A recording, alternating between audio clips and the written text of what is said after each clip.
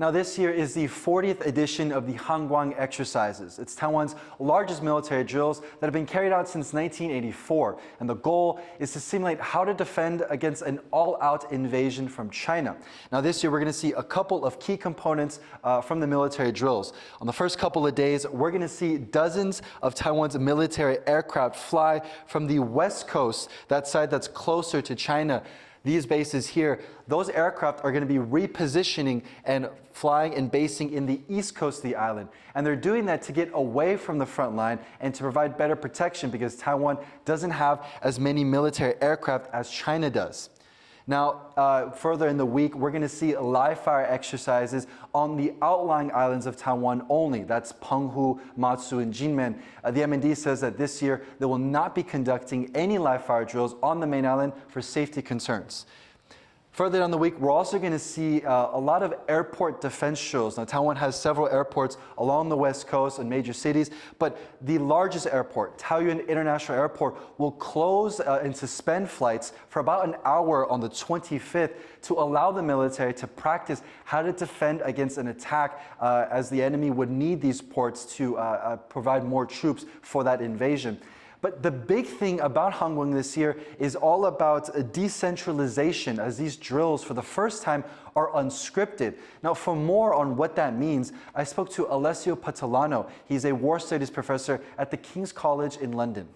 Now, Han Kuang historically has always been first and foremost about domestic reassurance and cross-strait signaling. It was about communicating to both audiences in Taiwan and, if you want, observers in China, how seriously defense of Taiwan was taken by Taiwanese authorities. The interesting thing about it this year is that the emphasis that the new minister has put on this idea of exercising and testing decentralize the command and control function and therefore the resilience of the military. Why? Because exercises and training are the conditions in which different units in a theatre may or may not be able to remain in close contact with the headquarters is absolutely essential in a context in which we know if ever there were to be high intensity crisis scenarios or indeed kinetic occurrences across the straits, the survivability of different units will be absolutely central to the Taiwanese capacity to respond effectively. Now, Alessio, in talking about this decentralization idea and the fact that these drills are unscripted, is that a step towards more realistic combat training for Taiwan?